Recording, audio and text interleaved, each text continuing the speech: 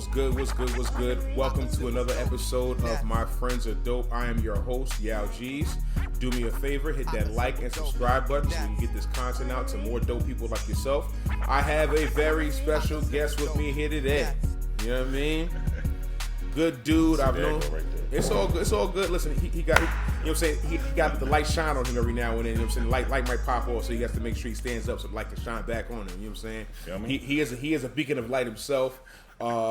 Great rapper. One of my young boys. I used to record it back in our Levels days back in the day, but he has since put out a few projects, and he's got a new one coming out, which we'll get into later on in the show. But I want to introduce everybody to my boy Geesus Shuttlesworth. What is good, my boy? OG, triple OG. I'm glad to be here, man. Of course. I'm glad to be here. No doubt, man. How you been, bro? I'm good, man. As Pharrell said, busy because God is the greatest. Amen. You know what I'm saying? Amen. Amen. Yeah, just been working, man. Staying creative, dog.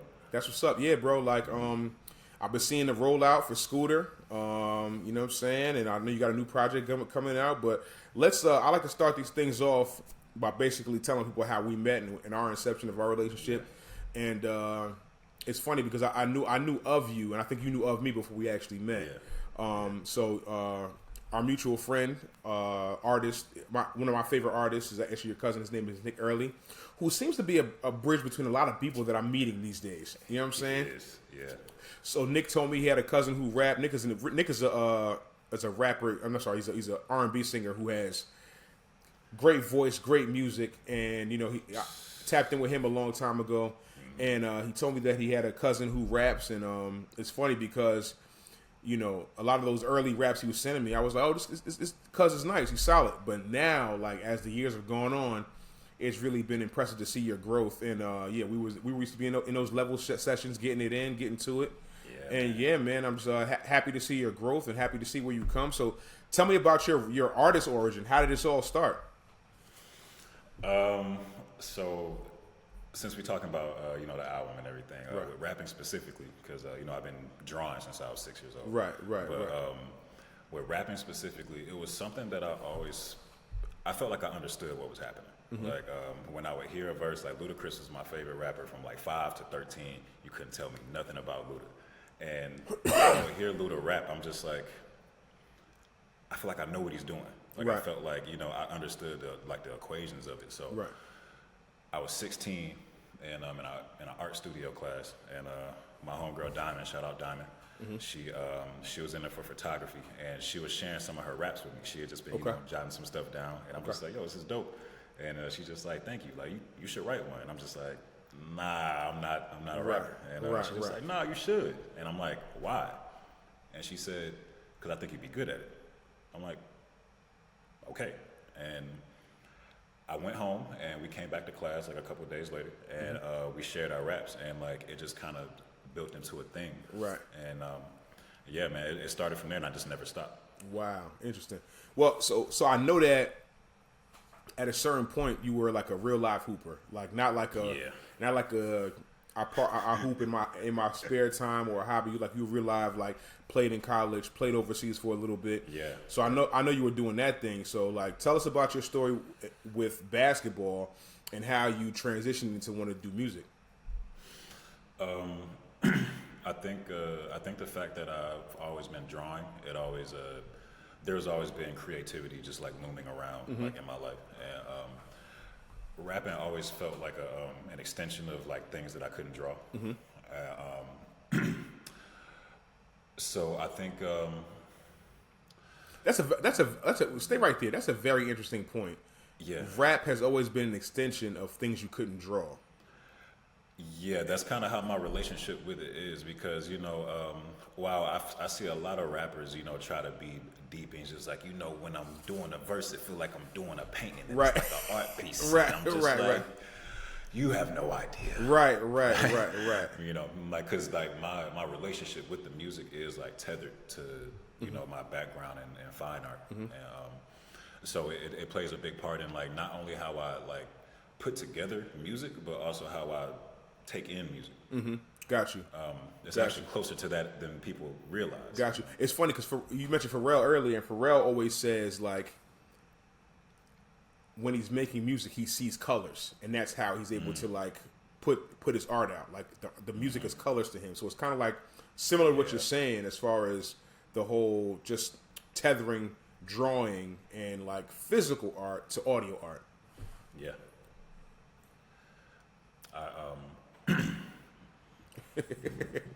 That light gonna shine brighter. We not worried about that. We're not worried about that. Yeah, we gonna have a few more of those. It's fine. It's fine. It's cool.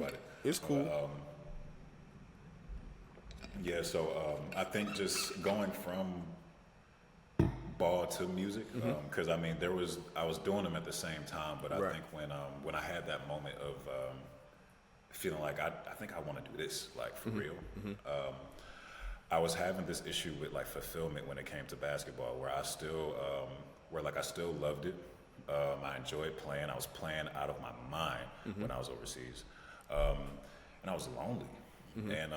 And it didn't feel worth, having to, FaceTime for Thanksgiving and for Christmas. And, I see all my artist friends, doing stuff. And I did a show when I was in Portugal, and I'm just like, it was cool, but I'm just like, what I make isn't even for them. They don't know what I'm saying. They think it's cool because I'm rapping. Right. Rap is like inherently cool. Right. So. Not to cut you off, but it's always funny because when I tell people like the reason why I rap, it's not for like there's two reasons why I started rapping. One, because of my friends. I wanted my friends to be able to like analyze and attach themselves to the things that I'm saying and relate to what I'm saying, and also for the fellow rappers for their respect. It wasn't for like the consummate fan or the generic fan. It was more for those two groups of people. So when you say that, it kind of just triggered me to think about that. So so it's I was having a fulfillment issue where because like my elevation with basketball, my elevation with music, like they were kind of happening at once, and I think just like what I got from music, like I couldn't get it from basketball. Like I think somebody actually connecting to like something that I'm saying, like something that came from my heart, that came from my mind. Right. That felt more personal than like I remember those kids loved me because of how well I was able to put the ball in the basket, but like it had nothing to do with like who I actually was. Right. And that just ultimately like just meant more to me. Okay. Cool.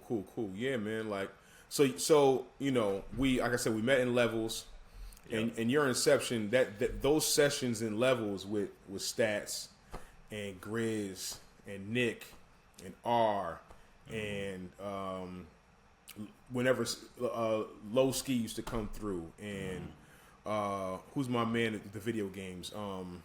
Yipes. And Pro as well. Shout out Pro. Shout out to Prime. Shout out to Prime for like shout out to JF. You know what I'm saying? Like we had a nice little like conglomerate of artists in there that was very special. One, I think we all challenged each other to be better. I know from an OG's perspective, having the young dudes around gave me like a little bit of a new life within rap, and also taught me about like the new things going on in rap, like the new sound, like some of the new flows that were going on. You know what I mean? Like I wasn't necessarily like trying to go that way, but I realized that if I was going to be, if I was going to have to broaden my horizons and try to, gain another fan base, I had to kind of tap into that youth, and I always credit you guys for keeping me honest and keeping my pen sharp. Honestly, seriously, man. Like we all, I think we all as artists were really like honest with each other as well, about what we liked and what we didn't like, and I think it all just sharpened us and kind of conditioned us to just be better artists at the end of the day. For sure. Yeah, man. You were like, so it started in college, and it's kind of rolled into when I was overseas, where I'm getting calls from Nick, where he's just like, "Hey man, like you need to stop playing." I'm just like, "What you mean? Like I'm hooping, I'm doing my thing." Right. And he's just like, "Hey, quit playing, man. Like come to New York and get right." Right. And when I got back in the country, I remember he FaceTimed me at like 3 a.m. playing that "Do What I Want" joint. Right. Okay. Which is a dope. I'm just like Fire joint. Whoa. Fire joint. So he was the whole time. Nick is a hell of a salesman. He was definitely selling The best salesman. whole thing to me. The best salesman. Talk you into anything. Right. Right. Man. So like Nick, bro. Nick is I'll tell you. I always tell people my story about Nick. I met Nick at a media mixer, and it's just funny because we had talked about media, and you know we followed each other on IG and shit like that, you know, and then like literally like probably like 8-9 months later, I forgot I even met him. You know what I mean? To be honest with you, but I seen this dude on my timeline who just made some music, and I was like, oh shit! I was like, this is a nice little jam, and I was like, wait. But I went to his page, I was like, wait, I follow this dude? Then I was like, yo. Who is this? Then I really had to reach back my memory, and he was like, yeah. Oh shit, Nick. So I actually reached out to Nick. I was like, yo, listen, I had just started working on music again. It'd been like 2 or 3 years for me. I got married, and I was doing a whole bunch of other stuff. So I reached out, and I was like, yo, if you want to come to the studio, I'm sessioning it out right here. He was like, I live in Harlem. So I was like, okay, cool. So from then, it just kind of built this like thing. Then his link up with Stats turned into something that was mega, and his link up with Prime turned into something that was mega for him. You know what I mean? So it really is interesting how we all cross paths, and you were able to like, I saw your work ethic and you recording like day in day out. I didn't even know y'all were in there for like Nick was bringing his computer and setting up his full-time job in there, and in between that time would be working. And I know you were in there recording music at a ridiculous pace. All three of you and Stats. So I remember I walked in the studio and y'all were just playing me joints, and then you played me I think you were playing me the album that ended up being what was the name of the album? Your first album. It was Benjamin Button. Benjamin Button. Pieces. Geesus Pieces. Yeah. So I was like, I was really like proud of you. But how did that concept come about, and where do you think you've grown from that moment up until now? That's a great question. That project is a direct result of me quitting basketball, getting my first real job, and moving to New York. Mm-hmm.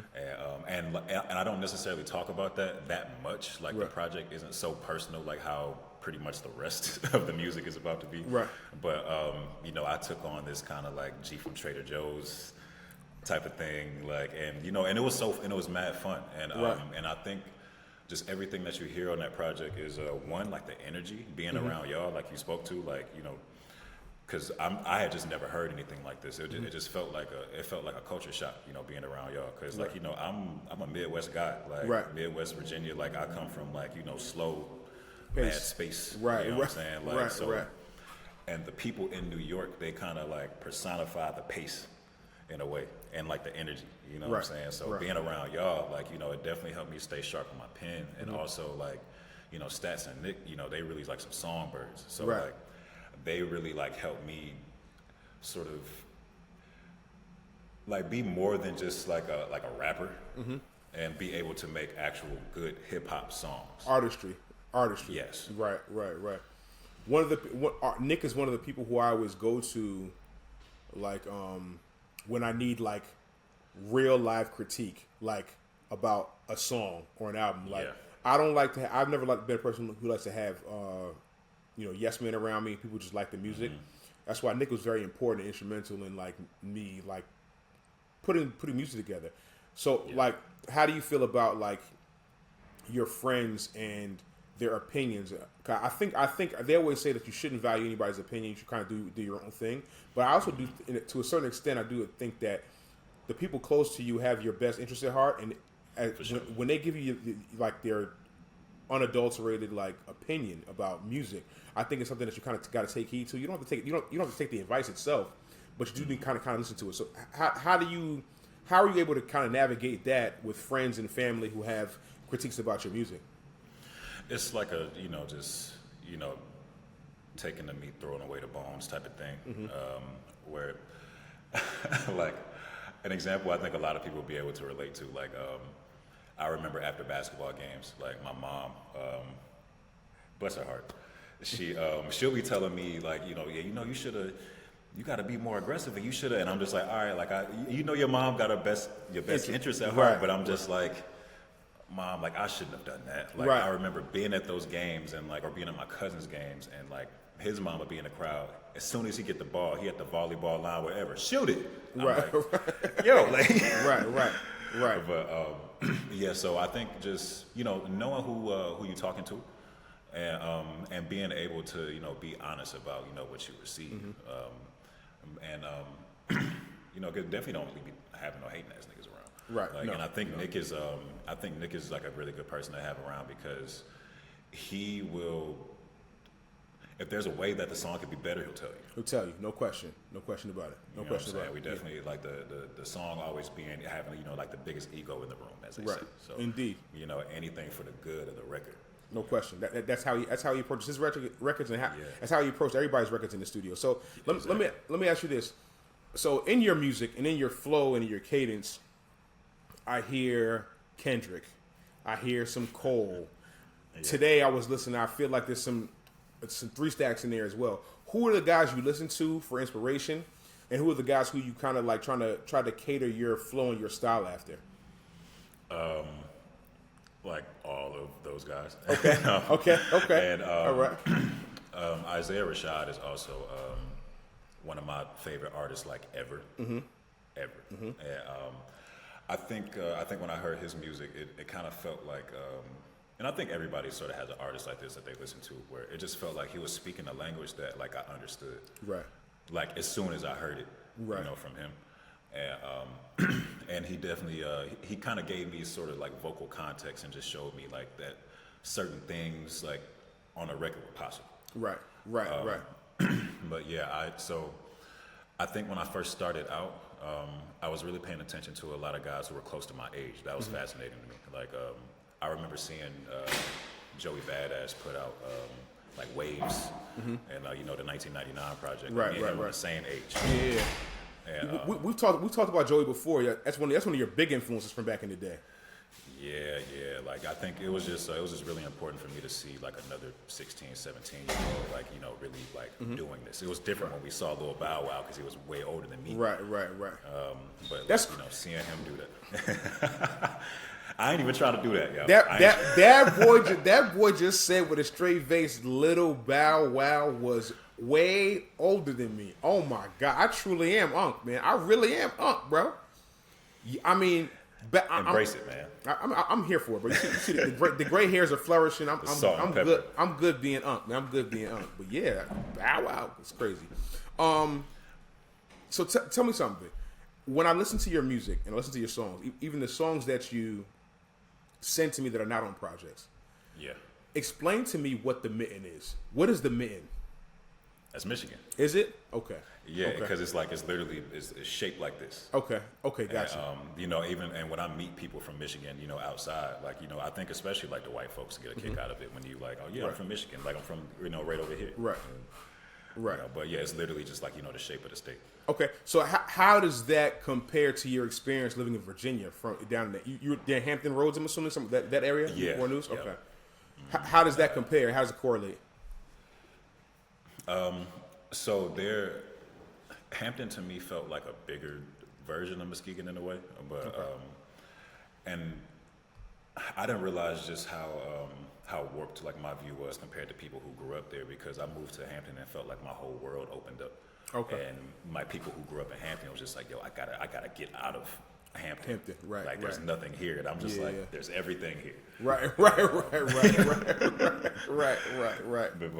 it is a place that's like, it has like, you know, the small feels like a lot of folks know each other. It don't take forever to get nowhere, but it is like a little bit bigger. And I think also proximity to culture plays a big part, because like Michigan is like, you know, 3 hours away from Detroit, and you know, Right. 3, 4, or 5 hours away from Chicago. It's really like just where it's at. It's Right, by right, itself. right. Versus like, you know, in that area, I mean, look at the people who come from that area. You got Missy, Timbo, P, Clips, Right. D'Angelo, you know, Right, like, so right. that area, like, you know, by the water, like that is just, you know, it's lit. And, Right. So I think when I came down there, I saw like, you know, folks is real fly. Mm-hmm. Like I was 16 when like, you know, the Odd Future thing was really like, Right, you know, becoming right. a thing. And like, you know, niggas is still dressing like they did 15 years ago now. Now. That's a Like, fact. That's a fact. Some That's a some fact. days I'm niggas. Right. I'm one of those guys.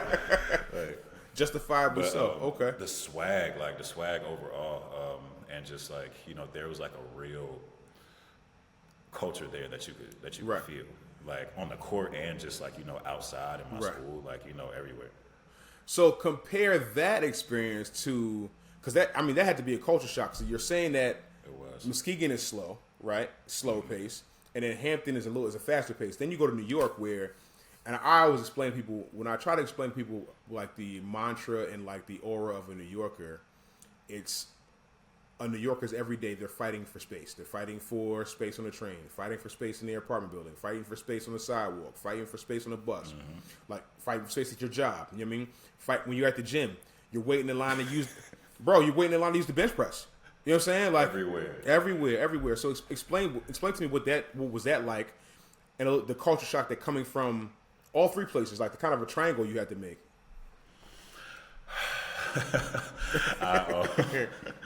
It's so different. New York is, I think one of the first things that I realized, I'm just like, whatever you see online, like whatever they say about New York, it's true. Mm-hmm.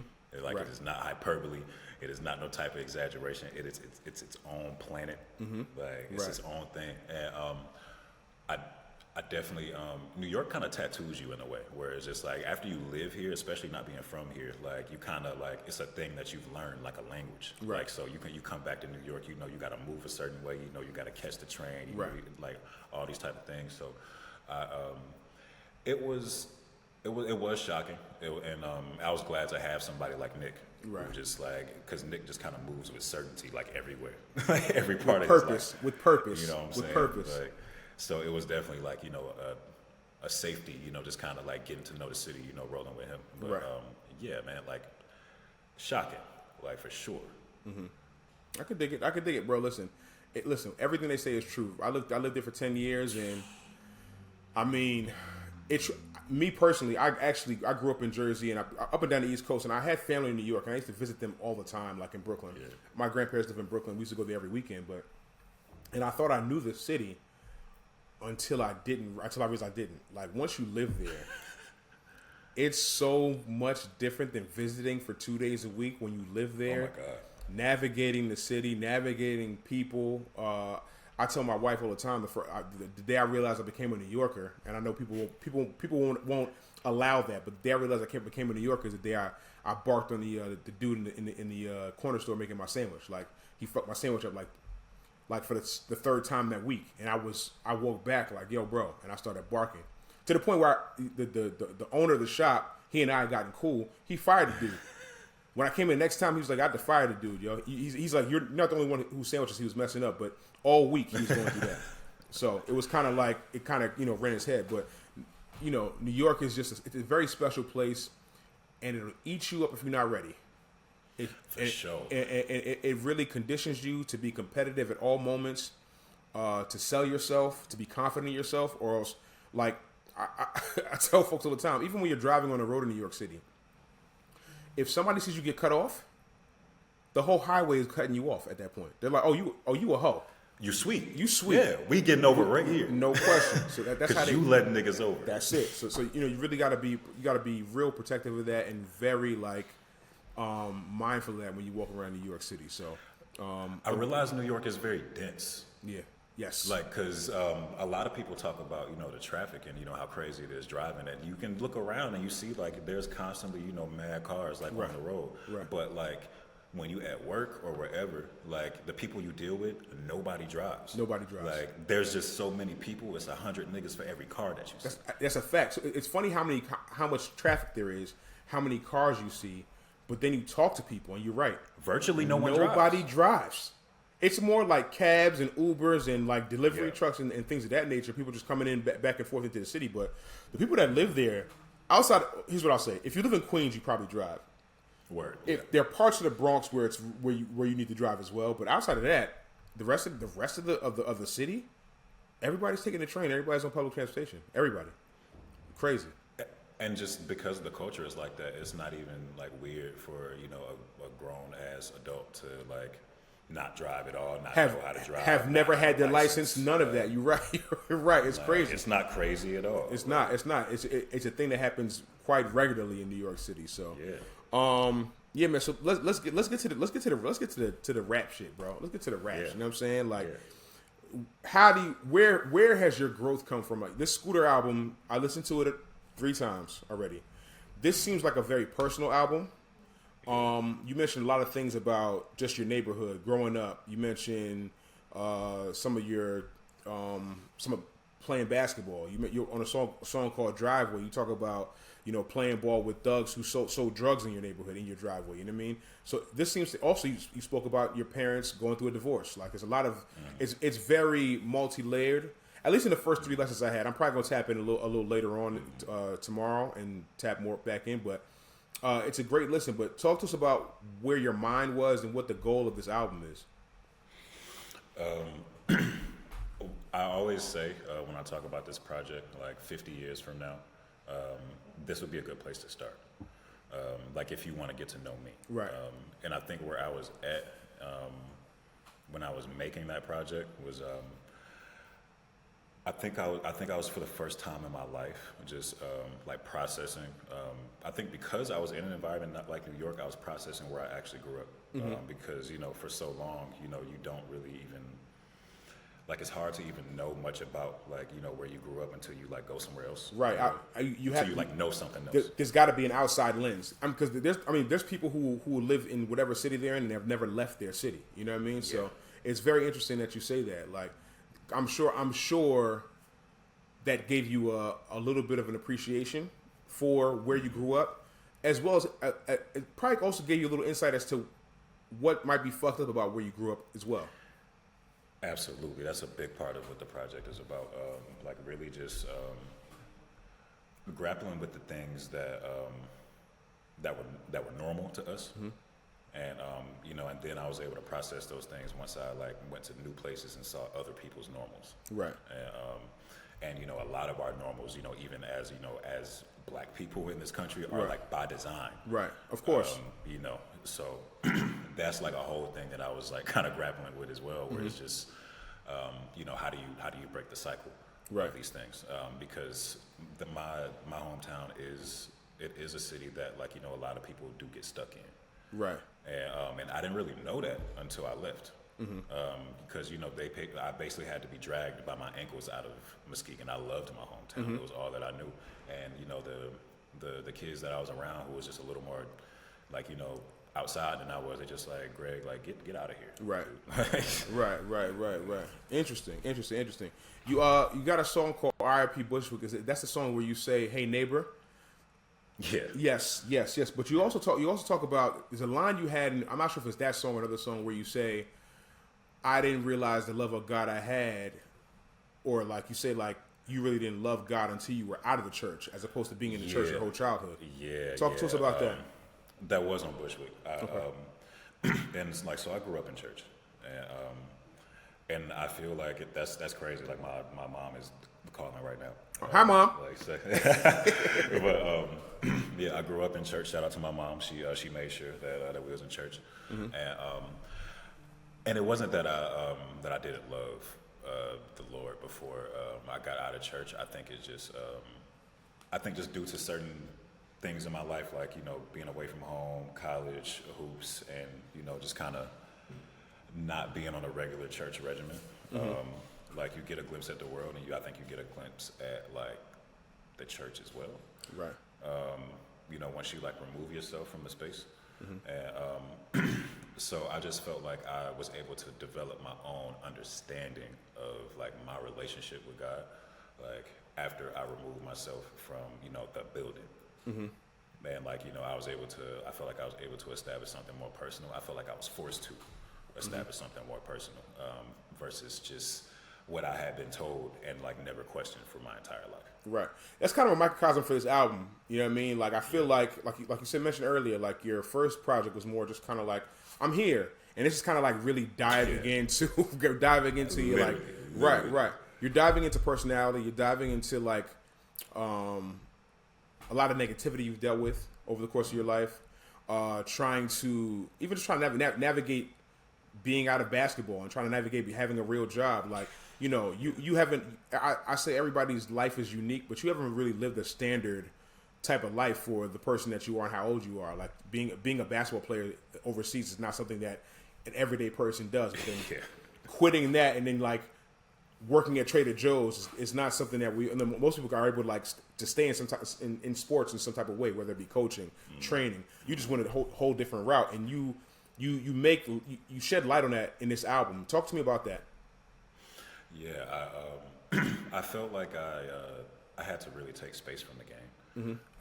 Because I didn't want to just go like just right into training or coaching, because like I wasn't like forced out of playing. Like I like it was very much on my own terms. Oh, the highlights are out there. We saw you get buckets. Like, get buckets. It was stuff on the table. Right.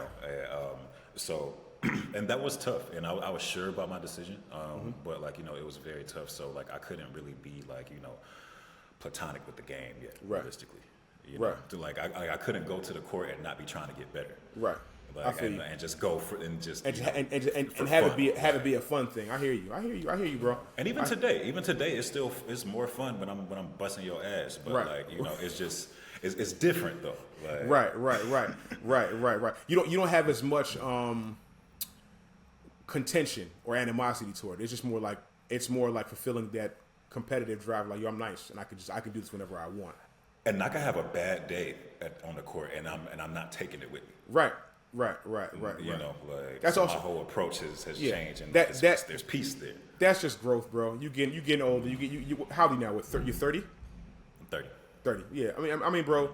Once you hit 30, you really start to realize. I remember my man Martin always talks about how when he started like playing ball in his 30s, he would literally just go shake everybody's hand and be like, "Yo, man, I'm just happy to play ball with you today." You know what I mean? Like he played D2, and he was a pretty high level D2 player. You know what I'm saying? But now he's just thankful to be able to have the game. You know what I mean? He just will go around and shake everybody's hand like, "Yo, man, just thankful to be able to play ball with you today." You know what I mean? People kind of might look at him a little weird, but it's a true thing, because I know for me, I miss playing basketball dearly. I have this severely arthritic knee that doesn't allow me to do any of that stuff right now. So, but I still, whenever I pass by a park and see people playing, I stop and watch. You know what I mean? I'm a hoop fiend. You know what I mean? Like if I'm in LA Fitness, my wife laughs at me all the time because we'll be in the gym and I'll just pass the basketball court and I got to sit there and watch for 10 minutes. I got to see what's going on. I got to see. Yeah. And I got to put in my mind like, I would cook a lot of you right now if I didn't have this knee. But that's the unk in me talking. You know what I mean? That's unk's talk. Yeah. So you got a pretty wicked jump shot though, man. That's what they say. I seen the footage. Yeah, man. Yeah, that's what they say. You know what I mean? Look, man. Hopefully I can pass that down to my daughter. Hopefully she is able to. She's been running around here screaming "Let's go Knicks" the last 3 months. So she's locked in. She's locked in. Hey, G, she's locked in. It's a crazy time for me to be back up here. I tell you. I mean, I'm sure. So let's get more into the album. I want to know what are you record a lot of music, and I'll be frank with you. There's a song that I wish you put on here. One of the songs you sent me, I wish you would have put it on here. But I understand that you record a lot of music and you're trying to construct a project, and I don't like to get in the way of anybody's process. But on this particular project, out of these 10 songs, what are your favorite ones, and what are the songs that mean the most to you? And don't give me the generic answer like, "Oh, they're all my baby." I don't want to hear all that. I'm gonna really think about it. So my favorite joint on here, and they've changed too, just because they're gonna change. I've had this music for a while, but I think right now this joint 94 Seville is that's one of my favorites right now. It's about my dad's car. It's about your dad's car. I heard he's playing music for you in the car while you're like a 3-year-old, right? Like he's playing. It's a big part of like just cultivating my relationship with music, because it was something that like that meant a lot to him, and it's just the way that it plays into the album, and like the whole concept is so crazy because like. My mom, she always kept us in church. She got my dad in church. And I do feel like my dad sort of had this thing of just like, I feel like I can love the Lord and, like love this music And so when we was in his car, you know, he was able to, you know, get his shit off. Right. But like, you know, if we, you know, he can't be just, you know, playing that all around in the house or whatever. Right.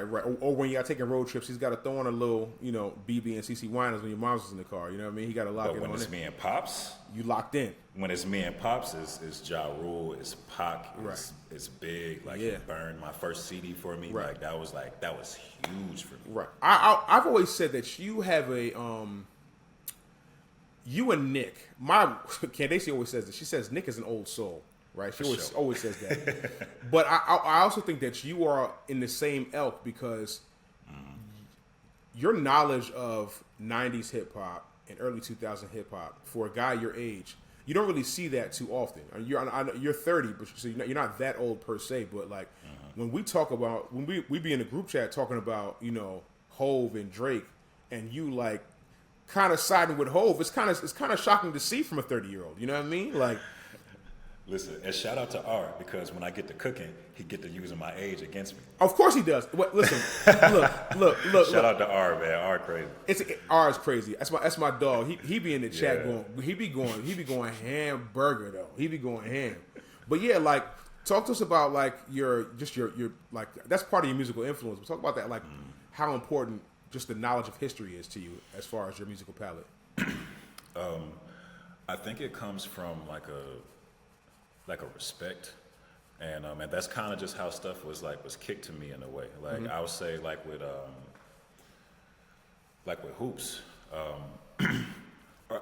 Matter of fact, like generationally, right? I'm like at the tail end of like millennials.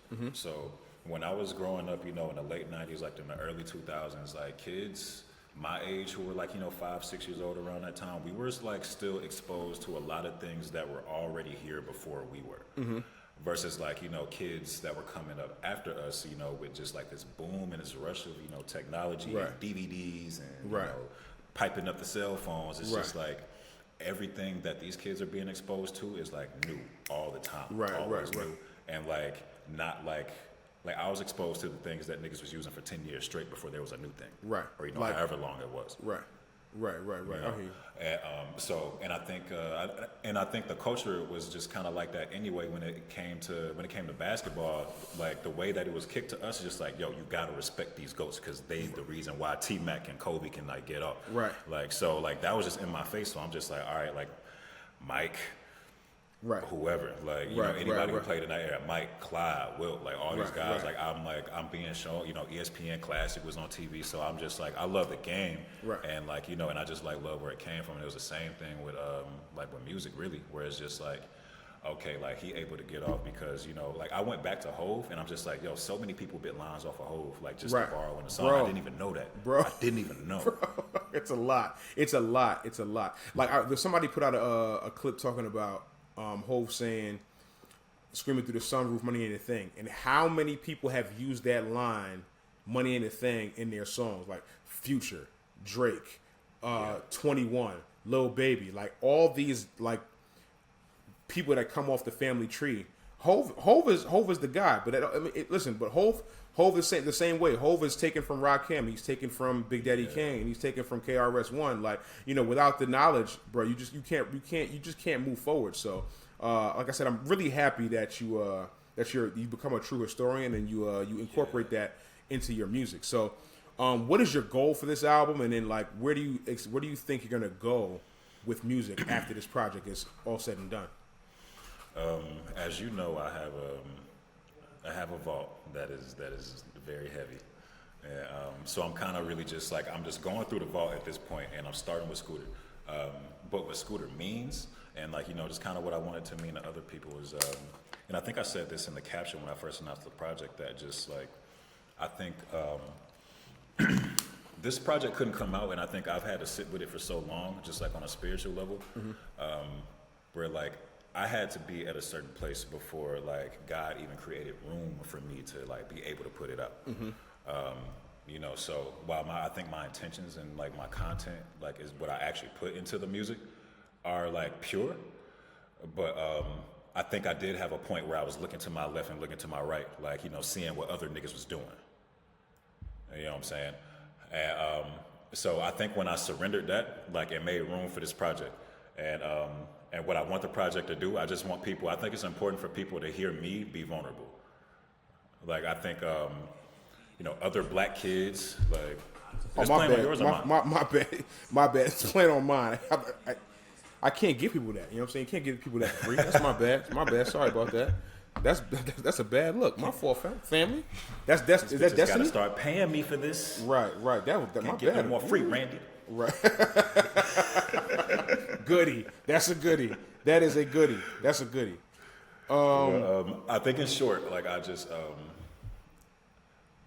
I was like deeply inspired by the people that I listened to. It wasn't just so much, or only that I liked their music, and I want people to have that same feeling. Got you.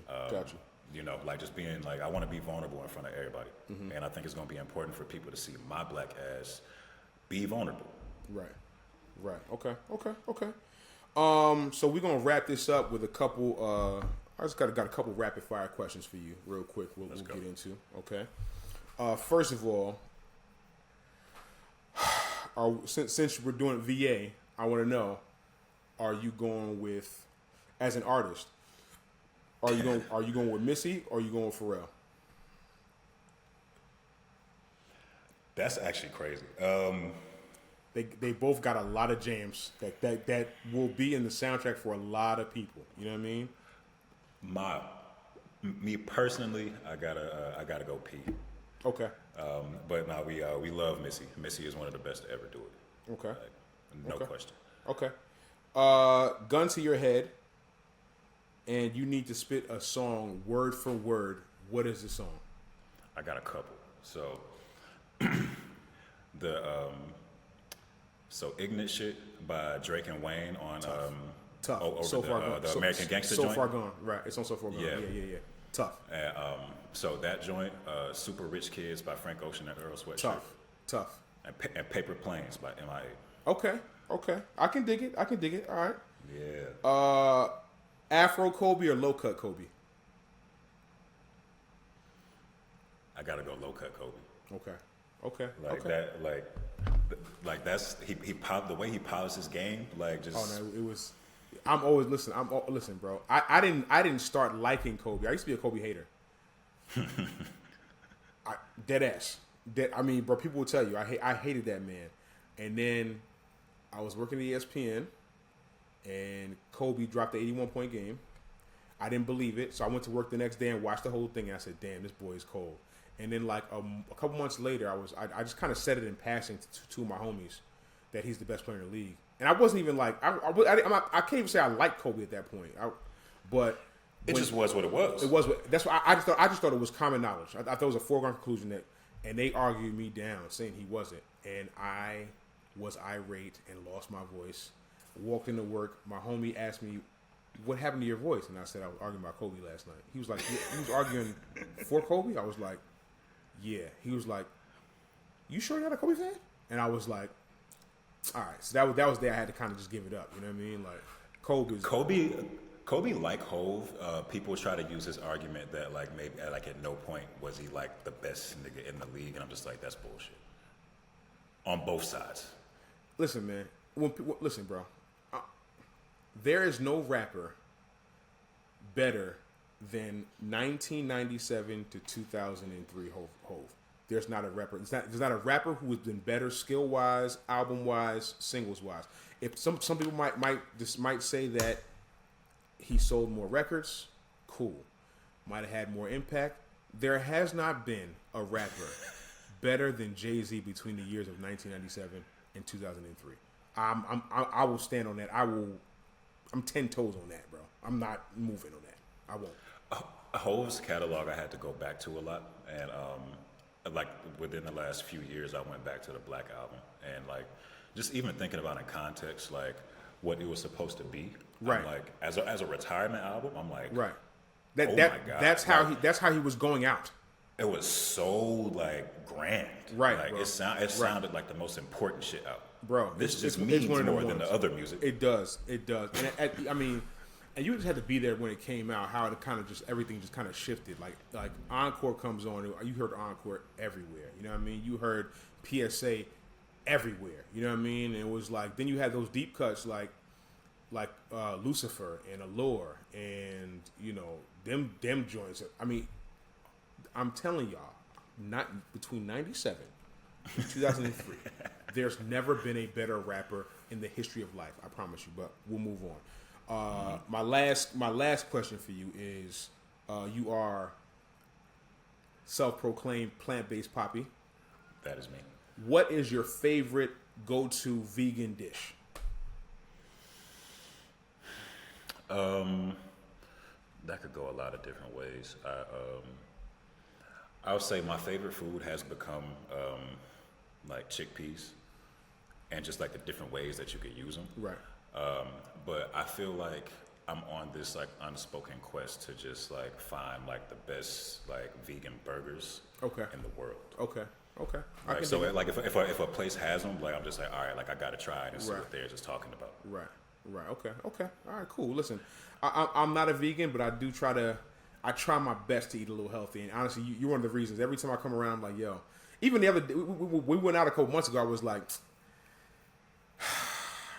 I'm not gonna order no wings when I'm around here. I'm not gonna order no chicken when I'm around because I just can't order. I gotta fall in line. You know what I'm saying? Because I feel like, yes, vegan is a very tough thing to do, but I do feel like based on everything going on with the food these days, we should all aspire to just be better.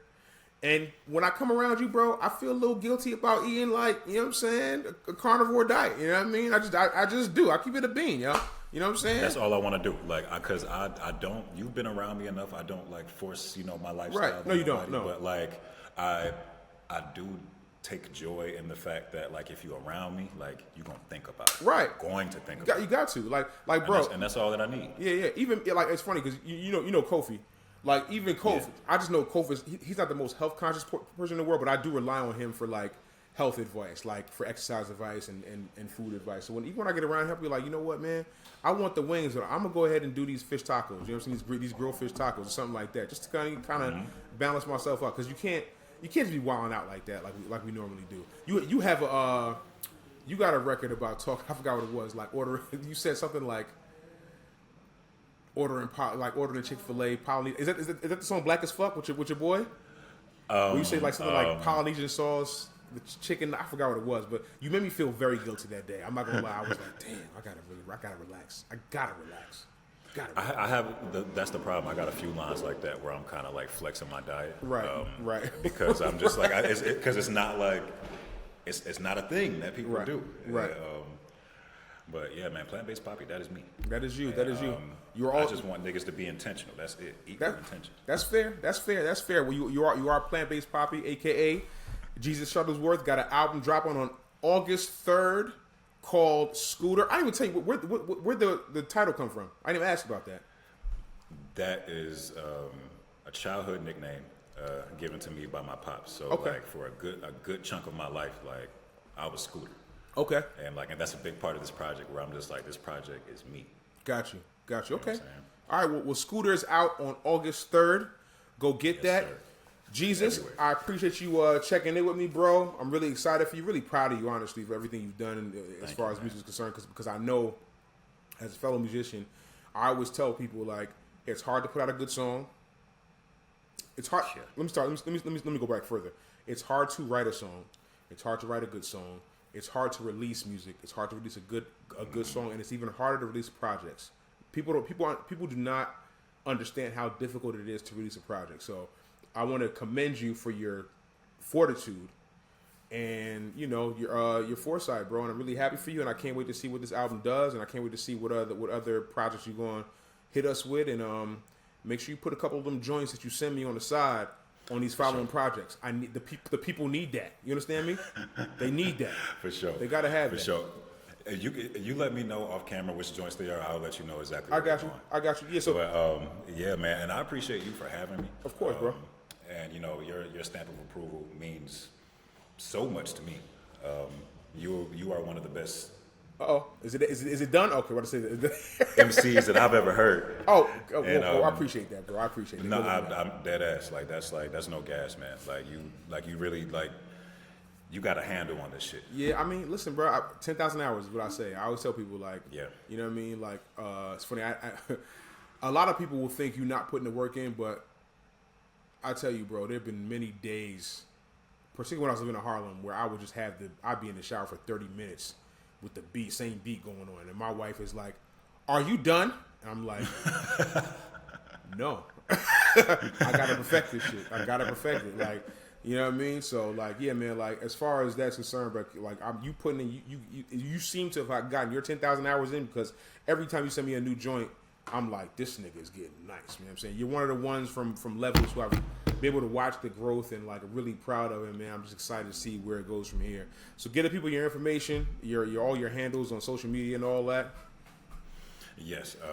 So, Instagram, TikTok. I mean, I kind of be on TikTok, but Geesus Shuttlesworth everywhere.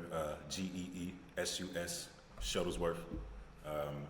For the 90s babies and before, like, right, they all know what it is. Right. The youngest don't know what my name is. Right. They don't really understand it. I mean, I like I said, I just thought it was common knowledge. Geesus Shuttlesworth, like, we all knew who he was, but Geesus Shuttlesworth was a character in He Got Game, played by Ray Allen. If you youngins have not seen the movie, please go watch the movie starring Ray Allen and Denzel Washington. It's a Spike Lee joint. It's a hood classic, and I recommend it to everybody. Shout out to Lala. Everyone. Yeah. Shout out to Lala. Yeah. Lala Bonilla, Jesus is lady. You already know, bro. So yeah, man, like I said, I want to thank Geesus Shuttlesworth for coming on the show with me. We got more episodes and more things to come. Like I said earlier, make sure you hit that like and subscribe button so we can get this dope content to more dope people like yourself. And just do me a favor, be dope, stay dope, and I'll catch you on the next one. Peace. Peace.